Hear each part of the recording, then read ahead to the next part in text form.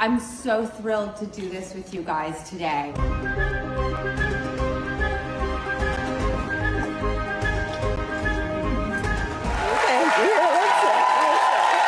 Okay, I'm going to try to make this one very efficient. So before we get to the sit, which takes a little bit more time, I'm going to give some context to one of the points of criticism that Drew Barrymore is receiving out of her interview with Vice President Kamala Harris.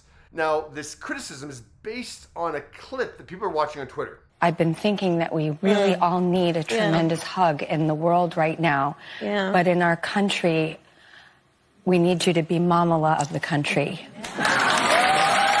So many people on Twitter were saying that Momala sounds a bit too close to Mammy, which is the black stereotype or caricature of depicting black women, so often enslaved black women, as the nannies or the caregivers for white children. People made the comparison to The Help. It's for a more modern era. But then I saw the full segment, and yes, it's some pretty important context to know.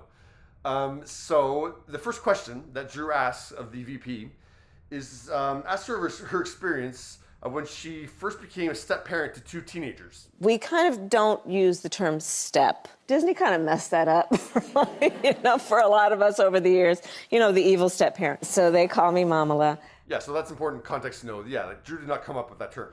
And their word for me is Momala. But I will say, the clip still makes me chuckle. Because, to me, We need you to be Momala of the country. That smile is holding in a laugh as hard as it possibly can. It's taking all its energy. I'm not gonna laugh, I'm not gonna laugh. It really looks like she's about to burst into laughter.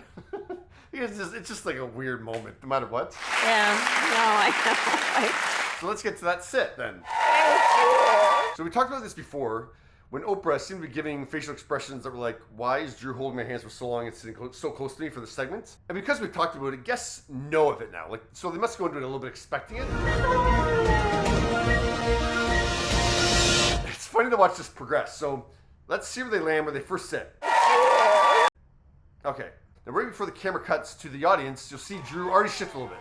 So when it comes back to them, that's where Drew is. In the audience, thank you, ladies. It's just funny to look at that and see how far to the edge Kamala is on the couch, and Drew's already at the halfway point. And Drew at one point kind of just bumped back, but then bumps forward again. It definitely reaches a point where Drew's very close. And then then they do hold hands for a little bit. And it seems to me, luckily, Drew gave her a moment she could applaud. So Kamala Harris gets her hands back. When we lift each other up, we all rise. That's exactly right. It is beyond the social norm. That's the reality. As I say to Drew, you don't have any ill intentions, but you have to recognize that, you are impeding on someone's personal space. You really are. And these people are on a talk show. They're on your talk show. So they're not going to, be like, oh my, how dare you get so close? No one's going to say that. You're doing so much good for so many people. You really are. Including just bringing a smile to the face of so many people, which is really important. That's a gift. But there has to be some recognition that it is getting a little close, Drew. No harm is done. I get it. But it's that is invading someone's personal space. And you can see it. It was on Oprah's face and it's on Kamala's face. It's a little bit odd. And for so long, you're so close. So, at this point, it's a thing they're fully embracing. It's Ellen had dancing, Kelly has singing, karaoke, and Drew's thing is to sit really close to people. I don't think that's really something you want to pat yourself on the back for. Well, you can pat the other person on the back because you're so close to them. That's Drew's shtick, I guess. And I just don't think, it's not doing any harm, and she doesn't mean any harm. I just don't think it's appropriate. It's beyond the social norm. What do you think? Well, my 14-year-old self never knew that moment. I know.